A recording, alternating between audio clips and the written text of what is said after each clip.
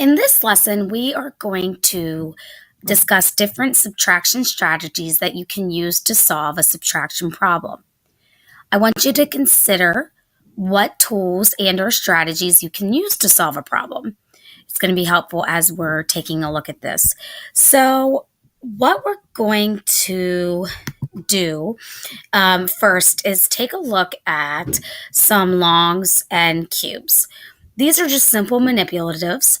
The long is worth 10, and then each cube is 1, so that's 11, 12, 13, 14, 15.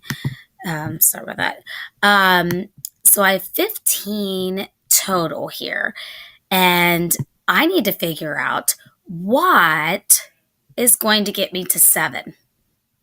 So what I need to do is figure out how I could have 7 left. Well, I literally want to pull 7. So if I have 5, I could pull 1, 2, 3, 4, 5, and then 6, 7. So all I did was show that these are the 7 that I'm going to have left. Well, I started with 15. So what did I end up subtracting to get to 7? Well, now I'm going to count the blocks I did not mark. So if I go over, I can take a look. Let me grab a different color here. Let's mark these in a different color and count how many we have left. We have 1,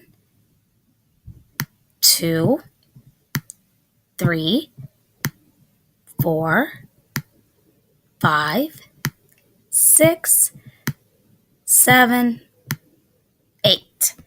So that means that 15 minus 8 equals 7. Okay. Now, if we take a look at this problem, that would be like saying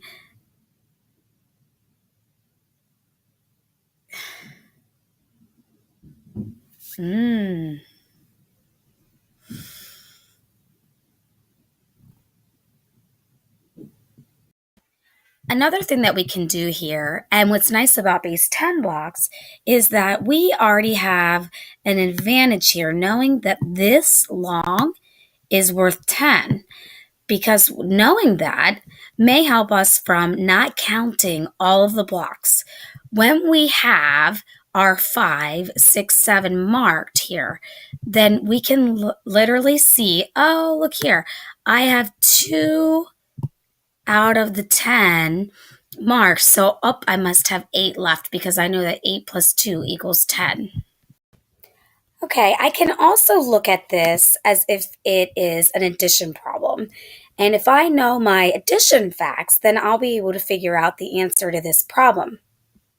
Taking a look up here, if I look at my fact family triangle here, I'm basically asking myself what plus 7 is going to get me to 15. And the reason I know that I need to plus here is because the dot is the biggest number and 15 is what I need to get to. So I might already know that 7 plus 8 equals 15.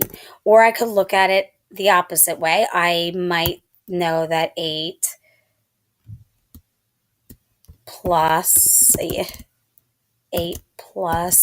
7 equals 15.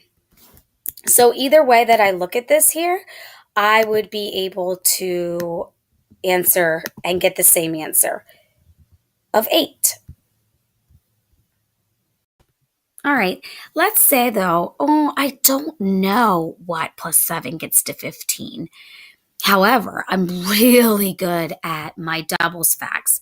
And I remember that 7 plus 7 equals 14.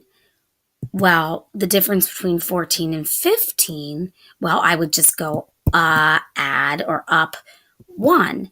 So if I take a 7 plus 1,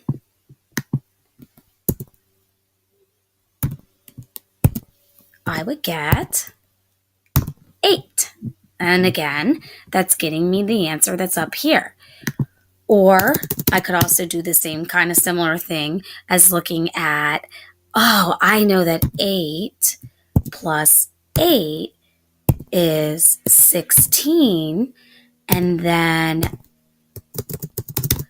if I look at this, 16 is one more than 15. I'd have to go back 1 in order to make it work. So if I take one of these 8s and minus 1, I'd get the 7 that's here. Another way that I could solve this problem is I could use a number line or a number grid. In this case, I grabbed a number grid and I found the biggest number here and I went ahead and highlighted it. What I need to do then is go back 7. So I'm going to go back 1, 2, 3, 4, 5, 6, 7, up, and would you take a look at that? Look what I got, 8. So again, these are some of the subtraction strategies that we've learned to help us solve a problem. In the first one, we used base 10 blocks, and we literally used them to cross off and find out what was left in order to get the subtraction problem. Because knowing that we start with the biggest, subtracting is taking away. Okay, over here, we used addition to get our answer because we know that addition essentially gets us our answer to the first number in our subtraction problem. Then the third thing we did here was we used the number grid, found the number, hopped back the 7 spaces, and then got 8. So each time I got 8 as my answer. So does it matter what strategy I use? Not at all. You can use whatever strategy you would like when solving problems. The key is to learn all of the strategies so that when you go to solve a problem in the future, you can pick the one that's best for you.